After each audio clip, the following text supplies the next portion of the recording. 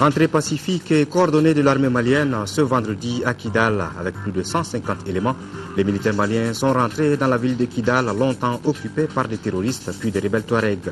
Nous entendrons dans ce journal le conseiller technique chargé des opérations au ministère de la Défense et des anciens combattants, le colonel Abdourahmane Babi et le colonel Mamari Kamara sur place. Mission conjointe du président directeur général de la CMDT, du président des unions nationales des syndicats et coopératives de producteurs de coton dans les filiales centre et sud du pays pour sensibiliser sur les réalisations des objectifs du plan de campagne agricole 2013-2014. Et puis Sport Football, match aller des éliminatoires du CHAN, le championnat d'Afrique des Nations. Le Mali reçoit demain samedi au stade Omnisport Modibo Keïta le Sili national de Guinée pour bien négocier sa qualification. L'équipe de Djibril Dramé devra sortir le grand jeu face à des Guinéens bien motivés. Mesdames, Messieurs, bonsoir et bienvenue dans ce journal. Les Maliens ont longtemps attendu et aujourd'hui, ça y est, c'est fait. L'armée malienne a repris position dans la ville de Kidal. C'était cet après-midi, aux environs de 15h30. Le contingent militaire dirigé par le colonel Mamari Kamara a été chaleureusement accueilli par les habitants de la région. Nous vous proposons d'écouter le commandant de la région militaire, interrogé par Tchessira Emmanuel Dambélé, aux environs de 17h30.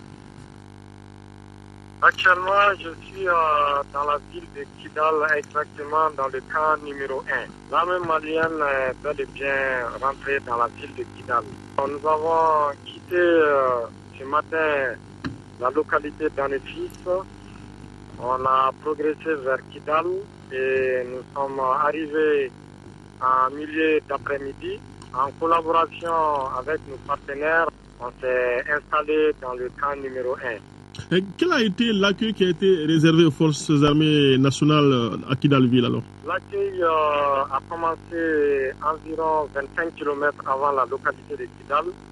Les hameaux que nous traversions, les populations venaient nous saluer le long de la route. Ensuite, arrivé à Kidal, c'était une foule joyeuse qui nous attendait. Les femmes, les vieillards, les enfants, les hommes avec le drapeau malien et en criant le Mali, Mali, Mali. Franchement, c'était agréable. Il y avait beaucoup de monde qui nous accueillait en criant de joie et certains priaient au passage même de mon véhicule et remerciaient le bon Dieu de notre venue. Quelles sont les prochaines tâches qui vous sont confiées dans cette ville maintenant? Nous sommes en train de nous installer.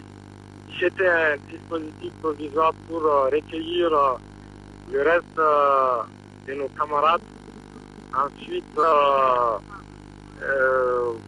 sécuriser la ville, les institutions et participer à la sécurisation des prochaines élections.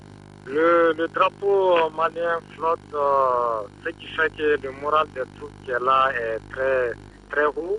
On est venu trouver des drapeaux déjà dans la ville et nous avons érigé un grand drapeau dans la ville de Kidal.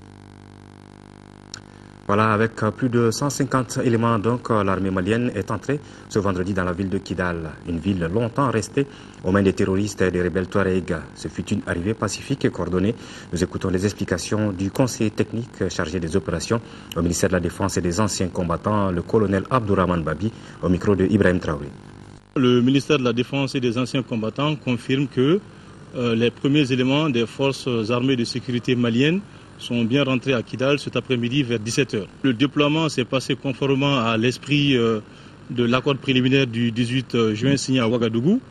Vous vous rappelez que depuis le 18, il avait été question quand même de déployer les premiers éléments dès le lendemain.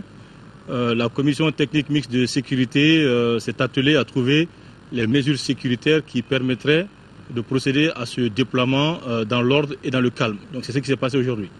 Vous avez parlé de premiers éléments et comment ça va se passer la suite? Donc pour le moment, les éléments qui sont arrivés sont du volume à peu près de 2 compagnies, c'est-à-dire à peu près dans les 200 éléments des forces armées, de la gendarmerie, de la garde nationale, du service de santé. Donc effectivement un volume modulaire qui nous permet de tenir sur le terrain. Et conformément aussi à l'esprit de l'accord du 18 juin, les forces armées vont continuer progressivement à se déployer dans les autres garnisons de la région de Kidal.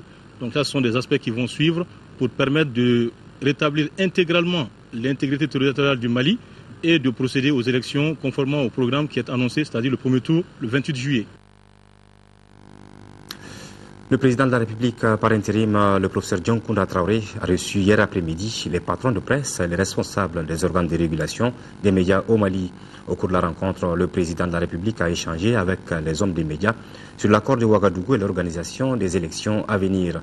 Sur tous ces sujets, il a invité la presse à jouer pleinement sa partition. Nous écoutons Magankone, président de la Maison de la Presse, au micro de Amadou Sankaré. L'audience a porté particulièrement sur un peu l'état des lieux de la transition, à savoir les accords de Ouagadougou, les élections qui profilent la résolution et surtout le rôle de la presse dans des organisations apaisées, crédibles et transparentes.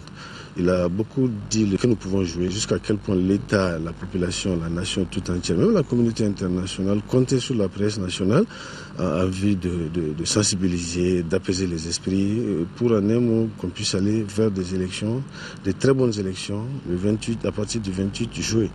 Maintenant, on a aussi parlé de notre souhait, notre volonté de voir l'État, sentir l'État derrière nous en termes d'accompagnement, en termes d'appui et tout. Donc c'est de cela qu'on a parlé en gros. Avant d'être journaliste, on est des Maliens avant tout. C'est-à-dire qu'on exerce déjà, on est journaliste quand on est dans un pays stable. Et nous, on se dit que la stabilité, elle va être entière et totale que quand on aura des élections tranquilles, calmes, apaisées. Donc par rapport à cela, il n'y a pas de doute, on a donné notre parole, je ne suis pas le seul. J'ai parlé au nom de l'ensemble de la presse, mais il y avait des responsables d'autres associations qui ont aussi réitéré leur soutien et leur accompagnement et réaffirmé leur volonté de jouer leur engagement, leur détermination à jouer leur rôle, tout leur rôle dans les cadres pour vous dire qu'on est fin prêt et on va jouer notre rôle, Inch'Allah. Le président de la Fédération internationale des ligues des droits de l'homme a été reçu, lui, en audience ce matin par le président de l'Assemblée nationale. Le rôle de l'Assemblée nationale dans le respect des droits de l'homme, le cas de certains élus en complicité avec les rebelles, le rôle de la commission dialogue et réconciliation en cette période post-conflit et les élections libres et transparentes ont été le menu de cette audience à l'Assemblée nationale. Sidiki Kaba, président d'honneur des fédérations internationales des droits de l'homme, à sa sortie d'audience au micro de Fatoumata Koni. Nous avons vu que des députés de l'Assemblée nationale s'étaient alliés avec les assaillants qui ont pris donc des armes contre les populations. Pour nous, il était important que ces personnes rendent compte à la justice. La deuxième chose, nous avons insisté pour qu'il y ait des élections pluripartites, des élections démocratiques sur lesquelles il n'y aura pas de crise post-électorale. Parce que nous souhaiterions que ces élections se passent dans les meilleures conditions, donc qu'elles soient transparentes, crédibles et acceptées par tous. La dernière chose, nous avons insisté sur la commission dialogue et réconciliation. Alors donc, il y a un certain nombre de préalables qu'il faut respecter dans le cadre d'une commission de dialogue. Le droit à la vérité, le droit à la justice, le droit à la réparation, et aussi les garanties de non-répétition. Monsieur le Président nous a dit que la collaboration avec la Cour pénale internationale doit se faire de manière à ce que les crimes qui ont eu lieu, notamment à Aguelog, reçoivent une réponse. Nous veillons sur cela. Pourquoi le tour des institutions de la République? Est-ce que le cas du Mali en matière de droits de l'homme est inquiétant? Oui, il faudrait dire que dans cette phase historique de l'évolution du Mali, il y a des sujets réels de préoccupation des droits de l'homme. Au niveau du Nord, la question de l'insécurité, mais la question aussi liée donc à la crise humanitaire, sont des faits qui sont réels. Des crimes ont été perpétrés particulièrement contre les populations civiles et ce sont les femmes qui ont payé un lourd tribut. Les enfants soldats sont utilisés et c'est contraire à toutes les conventions. Ils ont besoin d'autre chose que de prendre des armes pour aller s'entretuer. Et je pense aussi que des œuvres qui doivent être préservées par l'UNESCO, il y a eu des attentes excessivement graves à ce qui concerne ces monuments historiques à Tombouctou. Mais en plus de tout cela, nous avons pu voir qu'il y a presque l'international du crime qui s'est retrouvé ici au Mali, ceux qui se réclament de AQMI, d'Ansardine et d'autres qui ont le soutien de Boko Haram et même de combattants venant d'ailleurs comme l'Afghanistan et autres. Donc cela a produit des violations massives des droits de l'homme. Le président de la commission Dialogue et Réconciliation CDR a reçu successivement cet après-midi en audience la délégation de l'UNESCO et celle de la Ligue internationale des droits de l'homme, venus renouveler leur disponibilité à la CDR et demander une éventuelle collaboration de la CDR pour la lutte contre l'impunité. Khadija Toukone. Après avoir épousé les principes directeurs de la gestion axée sur les résultats GAR, le Mali procède à la formation de ses cadres et conseillers nationaux sur la redevabilité. Cet exercice porte sur la culture de rendre compte aux collectivités de la gestion de l'aide au développement. L'appropriation du concept de redevabilité sera sans nul doute déterminante pour la restitution aux collectivités territoriales des différentes conclusions et recommandations issues des sessions de l'institution. Pour l'atteinte de cet objectif, plusieurs thématiques sont développées. Les participants vont se familiariser avec la notion de redevabilité, de reddition des comptes, de l'imputabilité de chaque conseiller national envers les citoyens et l'obligation de rendre compte de tout dépositaire des mandats quelconques. Si on pouvait étendre ça sur l'ensemble des collectivités au Mali, pour moi, ça allait être une bonne chose et ça allait être l'occasion pour les élus de rendre compte aux électeurs. Cette formation des conseillers et cadres du Haut Conseil des collectivités devra contribuer à l'amélioration de la qualité de la gouvernance.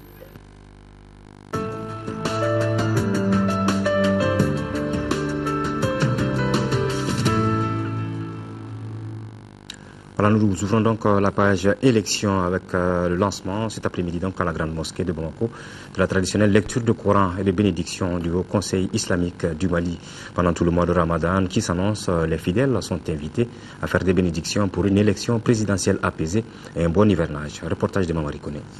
Organiser cette cérémonie de lecture de Coran. Sans pluie, pas de culture, pas d'élevage, pas de verdure.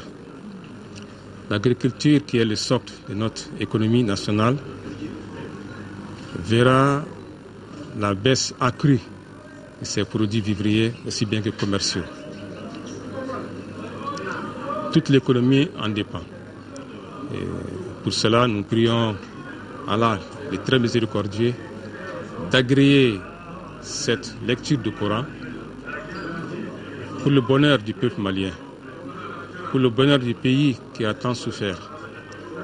Et nous prions Allah le Tout-Puissant d'aider le Mali à résoudre les crises du moment, la crise du Nord, l'organisation de l'élection présidentielle et aussi le dialogue de la réconciliation entre les fils du pays. À noter que des lectures de Coran et des séances de bénédiction seront organisées sur l'ensemble du territoire national. En plus des lieux de culte, il est demandé à toute la population de prier pour le Mali. Retrait des cartes Nina à présent, les membres du gouvernement continuent à retirer le ministre de l'Éducation, de l'alphabétisation et de la promotion des langues nationales était à Kanadigila ce matin pour cette opération à caractère civique.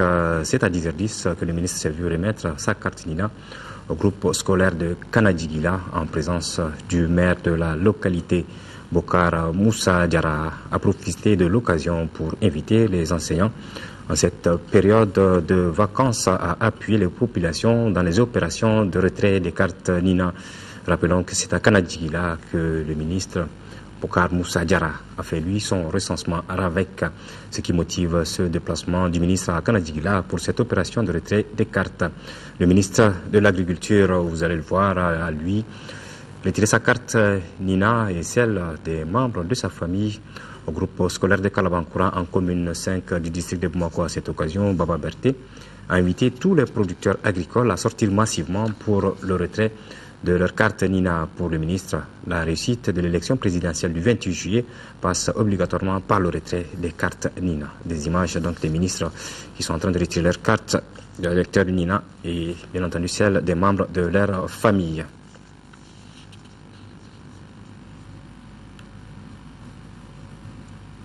Leur carte Nina. Voilà. À présent, plus de 100 associations et une vingtaine de partis politiques et l'ADEMA PAJ ont signé hier au CICB une plateforme d'alliance pour le renouveau. Cette alliance politique a été initiée en prélude à l'élection présidentielle de juillet 2013. On prépare à cette signature les représentants des partis politiques et ceux des associations. Compte rendu de Mohamed Doumbia. 121 associations du district de Bamako et de Kati et une vingtaine de partis politiques ont signé une plateforme d'alliance pour le renouveau avec l'ADEMA PAJ en prélude à l'élection présidentielle de juillet 2013. Il y a des moments où il vaut mieux pour l'homme de se taire et laisser les événements parler, tellement ceux-ci sont plus parlants que la parole humaine. Mais dit-on aussi, si le silence est d'or, la parole est d'argent. C'est la raison pour laquelle vous me permettrez, en ma qualité de porte-parole des organisations de la société civile de district de Bamako et de Kati,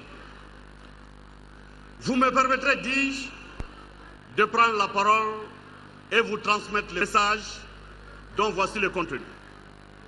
Les organisations de la société civile du district de Bamako et de Kati ont décidé de mener les actions majeures suivantes.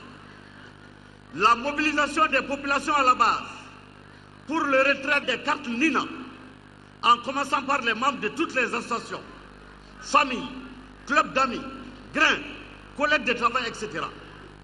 Et il s'agira pour chaque association de mobiliser tous ses membres pour aider les populations de leurs quartiers respectifs à aller chercher leurs cartes NINA. Et en prélude à cela, nous avons demandé à tous les membres des associations, en tout cas avant la tenue de cette rencontre, d'aller retirer leurs cartes NINA. De nouvelles adhésions à l'Alliance pour la solidarité au Mali, convergence des forces démocratiques.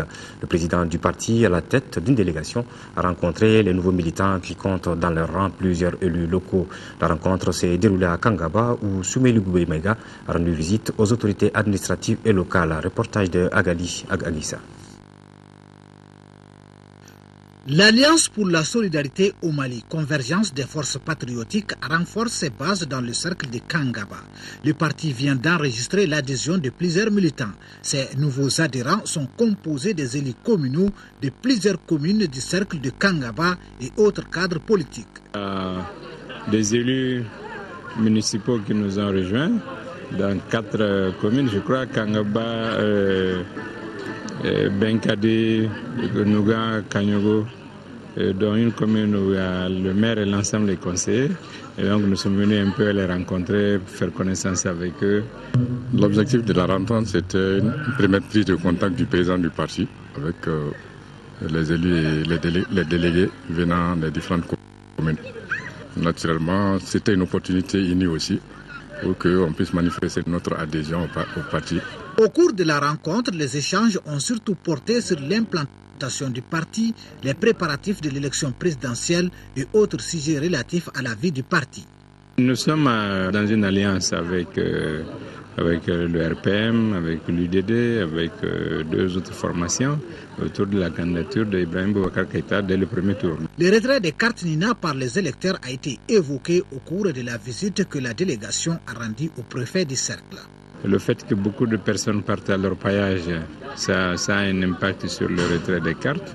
C'est un phénomène qui est important dans la zone et dont tout le monde se plaint d'ailleurs paradoxalement.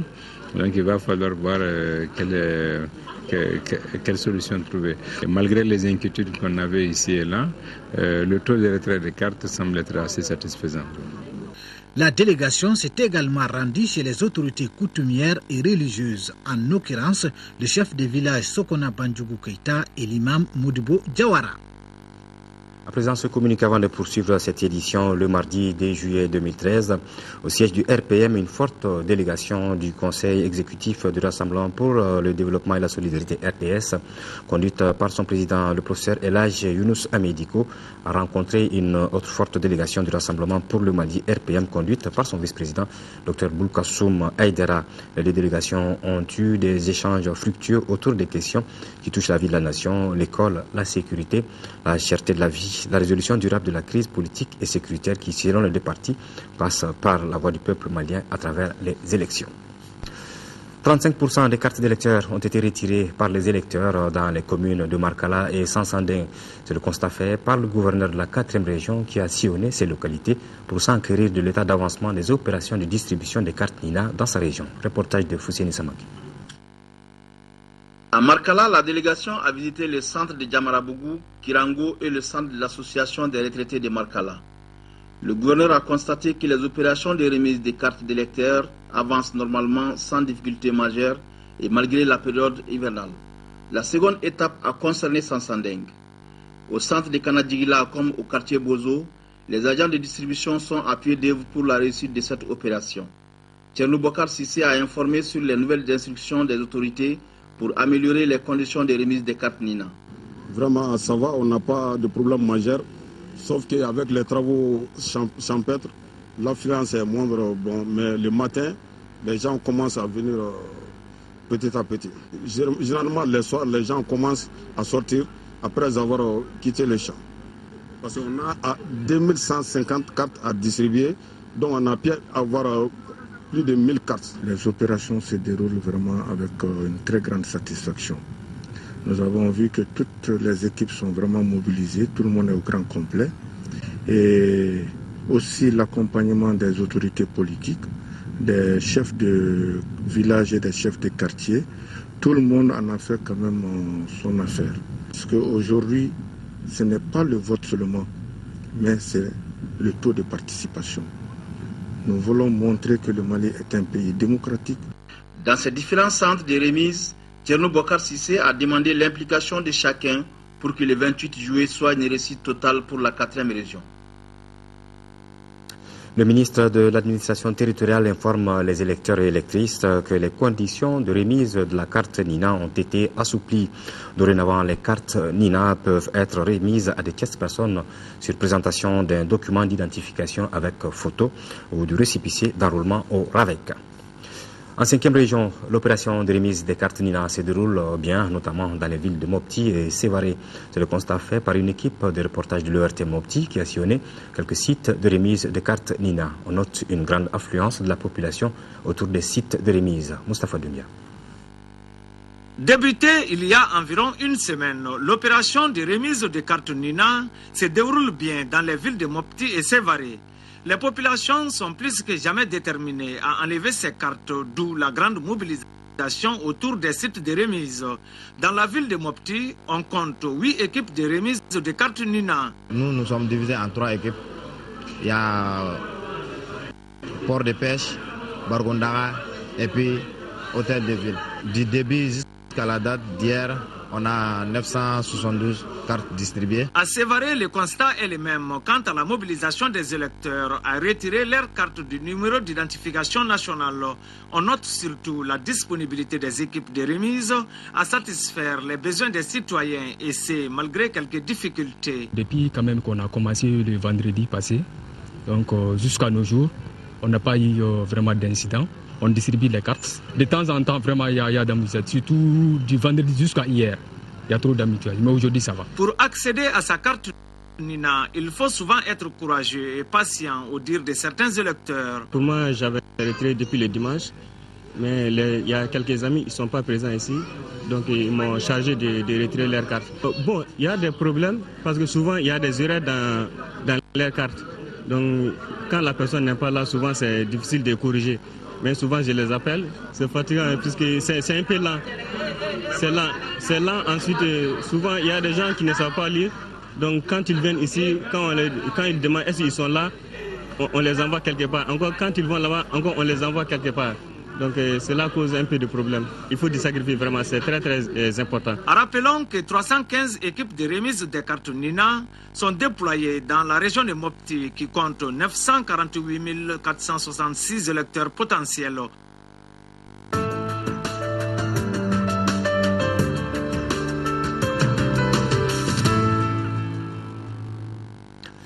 Le président de la commission Dialogue et Réconciliation CDR a reçu successivement cet après-midi en audience la délégation de l'UNESCO, celle de la Ligue internationale des droits de l'homme venue renouveler leur disponibilité à la CDR et demander une éventuelle collaboration de la CDR pour la lutte contre l'impunité. Khadija Toukone est maintenant prête. Après l'étape de l'Assemblée nationale et la primature, c'était au tour du président de la Commission Dialogue et Réconciliation CDR de recevoir la délégation de la Ligue internationale des droits de l'homme. Elle était venue pour apporter sa solidarité au peuple malien compte tenu de la situation que vit notre pays et également demander la collaboration de la CDR pour la lutte contre l'impunité. Il est essentiel que les victimes puissent être entendues parce que les victimes doivent être au cœur de tout processus de réconciliation, les victimes doivent être au cœur de tout dialogue puisque ce sont elles qui ont le plus souffert ou qui ont souffert des affres du conflit ou de la crise. Nous avons indiqué au président et au commissaire de cette commission que la Fédération internationale des ligues des droits de l'homme souhaite en tout cas, au regard de la situation qui s'est passée au Mali, que cette commission puisse permettre d'établir la vérité sur les faits passés du Mali. Étant pendant longtemps délégué permanent du Mali auprès de l'UNESCO, M. Mohamed Salia Soukouna a également reçu la visite de ses anciens collaborateurs qui étaient venus tout d'abord lui transmettre les salutations de l'UNESCO, mais aussi échanger sur les opportunités de collaboration entre leur organisation et la Commission Dialogue et Réconciliation. La Commission est en train de s'organiser en termes de plans d'action, en termes d'activités à mettre en œuvre. Et ce qui a été convenu, c'est qu'une fois que ce travail est terminé, nous allons reprendre contact et essayer de voir, d'identifier les domaines d'intérêt commun et mettre en place les modalités de collaboration pour appuyer la Commission dans son travail. Les deux délégations sont parties confiantes après avoir soumis leurs doléances au président de la Commission Dialogue et Réconciliation. Vivre ensemble après la crise, c'est le thème de la Semaine nationale du patrimoine culturel édition 2013. La cérémonie d'ouverture s'est déroulée ce matin au Centre international des conférences de Bamako. À travers plusieurs activités, le département de la culture réaffirme son attachement à notre diversité culturelle tout en contribuant à la cohésion sociale. Cheikh Oumar Sangari. Contribuer au retour de la paix et de la cohésion sociale en réaffirmant notre attachement à nos identités culturelles plurielles, tel est l'objectif visé par la Semaine nationale du patrimoine culturel 2013. Le thème retenu est « Vivre ensemble après la crise ». La tenue de ces journées est d'une importance capitale tant nos biens culturels ont été fortement affectés par la crise. La présente cérémonie revêt une grande signification pour le gouvernement du Mali au moment où notre pays est doublement éprouvé par un conflit armé aux conséquences dramatiques et par une grave atteinte à ses droits culturels. Plusieurs rencontres d'échange et de promotion de notre patrimoine culturel sont au programme des 2 jours. Aussi, une exposition photo sur le patrimoine culturel détruit à Tombouctou. Les dégâts causés par l'occupation des régions du Nord sont inestimables. Les danses, les cérémonies de réjouissance, les fêtes, c'était formellement interdit de manifester. Et l'homme ne vit pas que de pain. Donc ça a causé énormément de dégâts. Donc c'est un peu pour montrer aux gens une infime partie de ce que la crise a causé au patrimoine culturel du Mali. Parce que qui parle du Mali parle de son patrimoine. Pour le ministre de la Culture, cette semaine offre l'opportunité d'apporter des réponses à certaines questions relatives au rôle du patrimoine culturel dans la réconciliation nationale. Comment les différentes communautés vont-elles vivre ensemble après ce conflit dramatique ? Comment effacer ou minimiser les risques de fractures sociales ? Comment consolider les liens intra- et intercommunautaires multiséculaires ? En quoi le patrimoine culturel peut-il contribuer au renforcement de la cohésion sociale ? La cérémonie d'ouverture a été aussi marquée par la prestation de l'ensemble instrumental à travers ses nouvelles compositions sur la paix.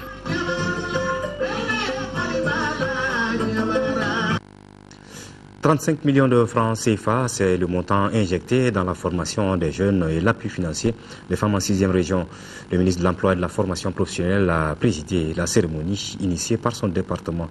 La présence des responsables de ces structures marque aussi le retour de l'administration dans la région. Yaya Tandina. C'est dans une ambiance festive qu'a eu lieu le lancement du paquet minimum d'activités initié par le ministère de l'Emploi et de la formation professionnelle à Tombouctou. Cette activité s'inscrit dans le cadre du plan d'action d'urgence élaboré par le département. une série d'activités destinées au retour de l'administration.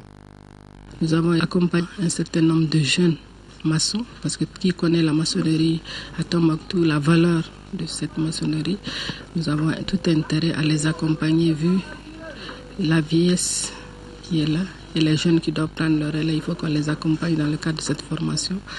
Nous avons accompagné un certain nombre de jeunes, nous avons accompagné également un certain nombre de femmes, de jeunes filles également en coupe et couture, également dans la fabrication industrielle du savon qu'ils sont en train de faire aujourd'hui sur place pour 50 femmes.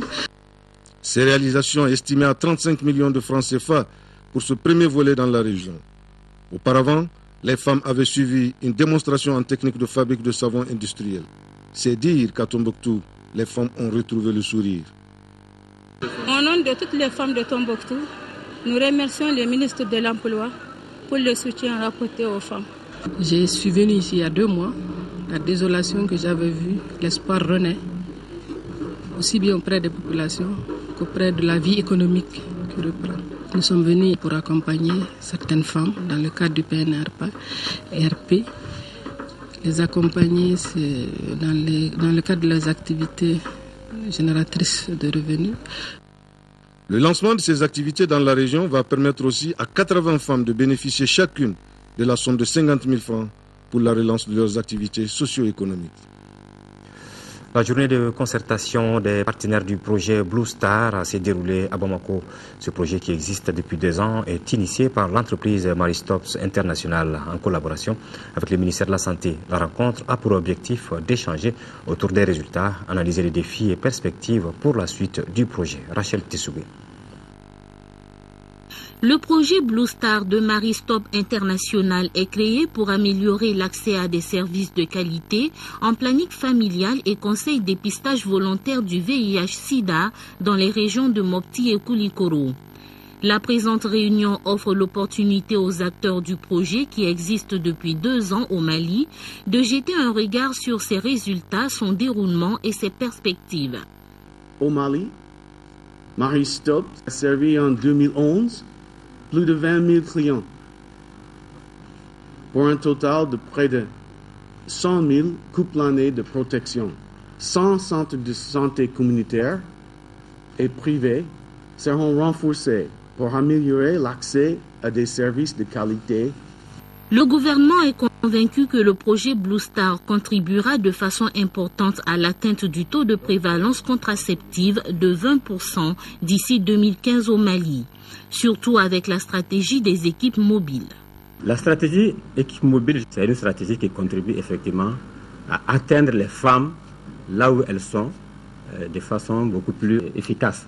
Parce que tout le monde n'a pas souvent les moyens de faire le déplacement pour se rendre jusqu'au niveau des centres de santé, au niveau des CESCOM et des districts sanitaires.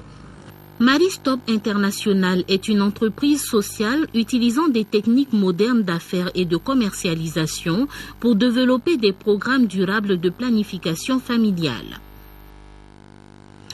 Après Fana dans la filiale centre, la mission conjointe du président directeur général du groupe CMDT et du président des unions nationales des syndicats et coopératives de producteurs de coton était ce vendredi à Bougouni dans la filiale sud pour sensibiliser les producteurs et l'encadrement pour la réalisation des objectifs du plan de campagne agricole 2013-2014. Envoyés spéciaux, Nando Dambélé et Dembawan. La situation pluviométrique n'est pas tout à fait satisfaisante au filiale sud avec des pluies localisées et irrégulières, ce qui rend la campagne moins précoce par rapport à celle de l'année dernière. Qu'à cela ne tienne. Avec les prévisions de 200 000 hectares cette année, nous avons réalisé à ce jour 160 000 hectares, soit 80%. Les semis ne sont pas tard d'abord. On peut semer jusqu'au 30 juillet parce qu'il y a un décalage sur cette hivernage. Donc on est venu assurer tous les paysans, tous ceux qui n'ont pas fini de semer, de continuer jusqu'au 30 juillet. Pour les responsables du groupe CMDT et l'encadrement sur place, la campagne 2013-2014 démarre dans un contexte favorable avec le retour de la confiance au sein de la filière, le maintien de la subvention des engrais, la fixation à 250 francs le prix d'achat aux producteurs du kilogramme de coton graines. Je pense que le constat il est bon à notre avis. C'est vrai que nous sommes sur la première décade du mois de juillet. Je pense que les objectifs de CEMI de la filiale sud sont à hauteur de souhait. La filiale est aujourd'hui à 80%, sinon plus. 80% c'était au 30 juin. Aujourd'hui, nous pensons qu'au niveau de cette filiale, les perspectives sont même au dépassement des prévisions de production. Vous l'avez vu tout de suite à la parcelle que nous sommes en train de visiter ici. Les niveaux de réalisation dépassent les programmes prévus avec bien sûr toutes les mesures d'accompagnement par rapport à l'approvisionnement des producteurs en intrants. La délégation a pris connaissance des stratégies élaborées sur place pour atteindre les objectifs de la campagne. Le ministre de l'Agriculture, Baba Berté, a procédé mardi dernier à Kita au lancement de la deuxième phase du projet de développement rural du district de Kita et environ PEDRIC 2. Coût du projet, plus de 12 milliards de francs CFA, financé par la Banque islamique de développement BID. Le PEDRIC 2 prévoit l'aménagement de plus de 1700 hectares, la réalisation des pistes rurales.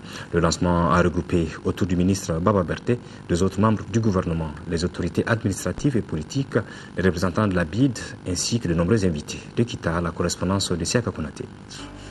Le projet de développement rural intégré du district de Kita et environ PEDRIC 2 couvre les cercles de Kita et de Bafoulavé d'une durée de 4 ans et financé par la Banque islamique de développement BID à hauteur de 12 milliards 60 millions de francs CFA. La deuxième phase a pour objectif d'améliorer les revenus des populations de la zone d'intervention du projet. Pour atteindre cet objectif, le PEDRIC 2 va aménager 1100 hectares de bas-fonds dans le cercle de Kita, 680 hectares dans celui de Bafoulavé, construire 90 km de pistes rurales entre Tambaga et Manantali, ainsi qu'un pont entre Kenyanifé et Sofeto. Il est prévu également la réalisation de 30 forages pour faciliter l'accès des populations à l'eau potable, donc diminuer les maladies hydriques. Ces infrastructures socio-économiques qui seront réalisées par le projet contribueront fortement à l'amélioration du bien-être des populations de la région de Kaï. La réalisation de ces infrastructures socio-économiques permettra d'accroître la production et la productivité agricole. C'est un projet qui va avoir un impact positif sur la productivité. Nous passons des rendements de 500 kg par hectare à 6 tonnes.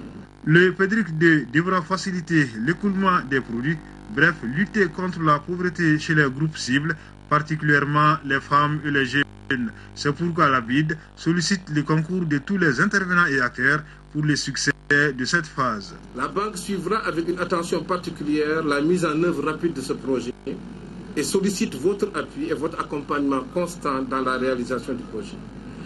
Elle sollicite également le concours et l'appui de tous les intervenants à tous les niveaux afin de garantir le succès escompté à la fin du projet. Donc c'est un ministre de l'Agriculture semi-comblé qui a lancé la deuxième phase du PEDRIC. Baba Berté affirme qu'il sera comblé lorsqu'à la clôture du projet, les responsables lui diront que tous les objectifs ont été atteints. En tout cas, le directeur général de l'ADRES, Moufali Dambélé, promet qu'il réalisera à 100% toutes les infrastructures d'ici le 31 décembre 2016, date de clôture du projet. La pharmacie populaire du Mali, PPM, tient depuis hier la 76e session de son conseil d'administration.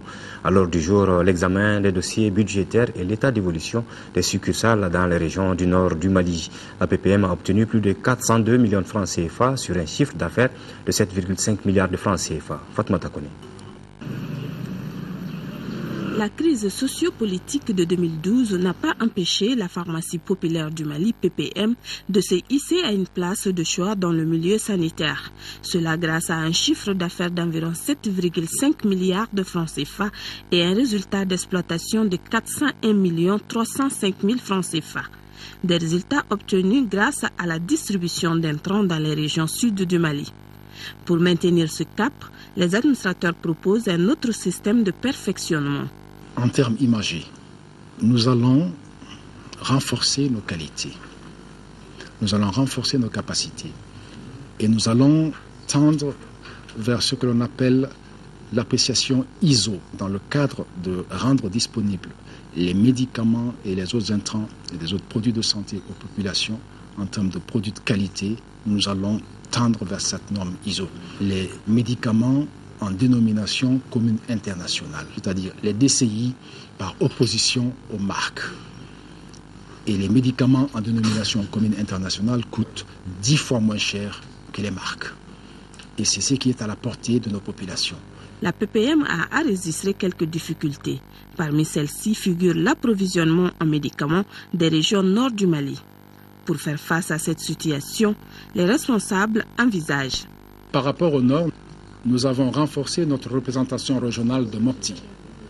Nous l'avons transformée en une plateforme pour recevoir l'ensemble des besoins et de la région de Mopti et des régions de Gao, Tombouctou, Kidal. Les questions de non-accompagnement de la structure par certains partenaires aux actions humanitaires, le non-paiement des dettes par l'État seront également débattues au cours de cette 76e session. L'Académie malienne des langues Amalan a tenu ce jeudi son premier conseil d'administration extraordinaire au titre de l'année 2013. L'ordre du jour portait sur la présentation des documents des projets du cadre organique de la structure et son organigramme. Adam Akodjo. L'Académie malienne des langues veut se doter d'un nouveau cadre organique créé en septembre 2012. L'Amalan est un établissement public à caractère scientifique, technologique et culturel. Le conseil d'administration de l'Académie est ainsi appelé lors de cette session extraordinaire à examiner et adopter les projets du cadre organique de la structure et son organigramme. Nous sommes là aujourd'hui pour doter les départements, les sections et les unités linguistiques d'agents capables de faire vraiment le démarrage de ce service. Nous avons hérité de l'Institut Abdoulaye Bari. Donc cette même structure est là, améliorée tout simplement de quelques petits éléments, tels que le secrétariat général qui n'existait pas, et ensuite de nouvelles sections qui ont été créées en fonction des besoins du service. Cette année quand même, nous aurons besoin de quelques 53 personnes pour l'année 2013. Mais à partir de là, le chiffre va en évoluant pour atteindre jusqu'à 73 dans 5 ans. La rencontre est la concrétisation de la recommandation issue de la dernière session ordinaire du Conseil qui avait insisté sur la création d'un cadre organique. C'est aussi pour moi le lieu de me féliciter très vivement des diligences entreprises par la direction de l'Académie pour sa tenue, à l'effet de disposer d'outils permettant d'étoffer le personnel avec des compétences appropriées. Je vous exhorte à aider la direction de cette structure, notre structure, à poursuivre efficacement sa mission en dépit des multiples obstacles qui jalonnent le chemin de toute nouvelle création. L'adoption des documents va considérablement renforcer la capacité de l'Académie dans sa mission de promotion et de développement des langues nationales. Notre collègue Abdourahmane Infa Touré est désormais le secrétaire général du syndicat national de l'information, de la presse et de l'industrie du livre SNIPIL. C'est à la faveur du 12e congrès ordinaire du 10 syndicat tenu jeudi dernier. Les travaux de ce congrès, présidés par Seydou Baba Traoré, conseiller au ministère de la Communication, ont été suivis par notre reporter Mamoudou Sidibi. C'est un nouveau bureau de 25 membres qui pilote le syndicat national de l'information, de la presse et de l'industrie du livre SNIPIL. Ce bureau est le résultat du 12e congrès ordinaire de ladite organisation syndicale. Dirigé par Abdourahmane Infa Touré, secrétaire général de la cellule syndicale de l'ORTM, ce nouveau bureau a un mandat de 5 ans pour redynamiser le SNIPIL. Mon souhait le plus ardent est l'unité syndicale d'abord. Et que dans nos différents services, que nos employeurs nous permettent d'exercer librement notre mission syndicale. Et que la compréhension entre les syndicats et les différentes directions prévale. Ce congrès du SNIPIL était l'occasion pour le secrétaire général de l'UNTM de saluer l'effort de guerre de tous les travailleurs avant de rappeler aux militants du SNIPIL leur mission première en cette période d'exception. Gloire à vous, camarades, pour votre contribution à l'effort de guerre, à la gestion de la crise, à la consolidation de la paix, parce que c'est à travers vous, tout au long de cette crise, que nous avons écouté, que nous avons lu et que nous avons entendu. Quant au représentant du ministre de la Communication, porte-parole du gouvernement, il a insisté sur le rôle que doit jouer ces syndicats pour l'élection présidentielle et pour la réconciliation nationale. Tout le regard est maintenant tourné vers ces nouveaux bureaux dont les tâches se comportent plus d'épines et des fleurs. Du sport à présent en football, le Mali reçoit demain samedi au stade Omnisport Modibo Keïta la Guinée-Conakry dans le cadre des éliminatoires du championnat d'Afrique des Nations, le CHAN. Au compte de ce match aller, l'équipe nationale locale de la Guinée-Conakry est à Bamako à la recherche d'un résultat, tandis que celle du Mali veut faire le plein à domicile pour bien négocier le match retour à Conakry. Ousmane Daou. Le Mali va croiser de nouveau la Guinée-Conakry, mais cette fois-ci au compte du championnat d'Afrique des Nations CHAN. Pour ces retrouvailles entre les deux pays, le Mali s'est préparé avec beaucoup de concentration, mais avec une certaine méfiance car ne connaissant pas trop l'adversaire. Les confrontations entre les deux nations ne sont jamais faciles et celle de samedi ne va pas certainement déroger à la règle. C'est pourquoi les jeunes Maliens vont l'aborder avec une mentalité de gagne pour assurer avant le match retour. Il faut se dire que vraiment cette fois-ci, ils seront là comme des guerriers et puis ils vont venir quand même pour essayer de relever le défi. Mais nous aussi ici, on ne va pas avec le dos de la cuillère, on est en train de se préparer, histoire de peaufiner un peu la cohésion, la complémentarité et puis dégager un concept de jeu pour que les jeunes puissent jouer et éventuellement essayer de relever le défi parce que tout qu'on fait, c'est un match qui va se jouer en aller-retour. Donc, dès le match aller, si on parvient à créer la différence, ça serait une bonne chose. La Guinée-Conakry est à Bamako à la recherche d'un résultat, même si elle sait que ce ne sera pas facile à cause du passé footballistique entre nos deux pays. Le match Guinée-Mali, il y a toujours les grands duels, il y a toujours la combativité, surtout les équipes maliennes sont tout à fait prêtes sur le plan physique. C'est des équipes qui ont un très bon mental et puis qui ont du répondant tactico-technique. Bon, dans tous les cas, la Guinée aussi, au-delà du répondant physique, nous avons du naturel sur le plan technique. C'est un match très difficile, un adversaire accrocheur qui n'admet jamais la défaite de la Guinée. Et nous aussi, de notre côté, ça va être vraiment un match, mais dans tous les cas, c'est un match de frères. Tous les ingrédients sont réunis pour ce énième Mali-Guinée-Conakry. Il ne reste plus qu'aux 22 acteurs pour nous produire un spectacle digne des Mali-Guinée d'antan. On change de discipline et on parle d'athlétisme avec les championnats d'athlétisme qui ont donc eu lieu hier au stade Omnisport Modibo Keïta. Et c'est l'USFAS qui a remporté le trophée de cette édition qui a réuni 17 clubs et ligues. Compte rendu de Isaac Tchenou. Dans cette compétition, l'USFAS est détentrice de Damkou. Les militaires se montrent indéboulonnables dans cette discipline. Ils ont obtenu 925 points pour remporter le trophée. Ces championnats Coupe du Mali combinés se sont tenus sur la journée de ce jeudi et a réuni 17 ligues et clubs. Seuls Mopti et San n'ont pas répondu à l'appel. Les athlètes ont rivalisé dans les épreuves phares de l'athlétisme, à savoir les 100 mètres, les 200 mètres, les 400 mètres, les 1500, les 5000 mètres, les concours de poids et saut, en plus d'un relais. La tenue et la réussite de la compétition ont été un challenge pour la Fédération malienne d'athlétisme compte tenu de la période qui traverse le pays. Notre totale satisfaction d'avoir réussi à ramener des jeunes sportifs de Kidal à Caille, donc le Mali jeune, le Mali sportif, donc de venir faire une manifestation sportive comme celle-ci, c'était un challenge qu'il fallait relever. La Fédération malienne d'athlétisme l'a réussi. Bon, évidemment, dans un contexte très particulier, vous l'avez souligné, mais quand même le résultat est là. Par rapport aux compétitions, j'avoue que nous avons été témoins des finales, de certaines finales, qui ont vu vraiment une lutte acharnée entre certains athlètes, notamment aux 200 mètres dames, qui nous a vraiment émerveillés.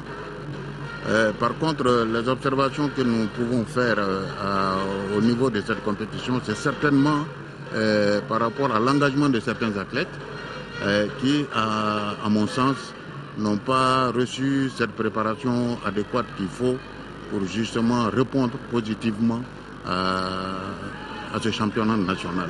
L'USFAS a été suivi du Stade Malien de Bamako avec 805 points. Troisième AS Police qui monte sur le podium après 3 ans d'existence. Le Tata de Sigasso a été la meilleure équipe régionale qui s'est classée 4e. Page noire de ce journal, Moussa Khalifa Traoré n'est plus. Cet ancien grand cadre qui a occupé plusieurs fonctions au Mali, dans la direction de la BNDA, s'en est allé le 4 juillet 2013 à Tunis. Il a été accompagné ce vendredi à sa dernière demeure au cimetière d'Amdalaï par ses parents, amis et anciens collaborateurs. Reportage de Mamourou Sidibé. Cet officier de l'ordre national du Mali, Moussa Khalifa Traoré, qui vient de s'éteindre, est un exemple sur lequel la jeune génération peut s'inspirer. Né en 1942 à Bamako, Moussa Khalifa a occupé successivement les fonctions suivantes. Chef de l'unité d'évaluation à l'Institut d'économie rurale, directeur national de l'agriculture, directeur de la cellule de planification et de la statistique au ministère de l'Agriculture, conseiller technique à la primature, président directeur général de la BNDA jusqu'en 2006, année à laquelle il fit valoir ses droits à la retraite. Par son sens élevé du devoir, de l'honneur et de la dignité, M. Traoré a forgé toute sa vie durant l'admiration et le respect de tous ceux qui l'ont approché ou travaillé avec lui. Pendant son passage à la banque, il a apporté la prospérité à la banque. Au-delà de la mutation technique et commerciale positive que nous avons enregistrée, il a su partager tous les problèmes du personnel de la banque. Sous lui, les conditions de travail, les conditions matérielles, globalement, les conditions de vie du personnel ont été bien améliorées. Patriote engagé, homme de conviction, intègre et loyal, il a un sens élevé du devoir bien accompli, un homme simplement bon. Ce sont ces qualités reconnues en lui par les plus hautes autorités du pays qui l'ont valu d'être cité en exemple parmi les 10 fils de la nation et d'être élevé au grade d'officier de l'ordre national du Mali en 2011. Moussa Khalifa Traoré laisse derrière lui une veuve éplorée et plusieurs fils et petits-fils. Voilà, ce journal s'achève. Merci à vous de l'avoir suivi. Dans les éditions de demain, vous retrouverez à 13h Mohamed Touré. Et le soir, je me ferai plaisir d'être là. L'information continue sur notre antenne et sur notre site www.ortm.mll. Très bonne soirée à vous.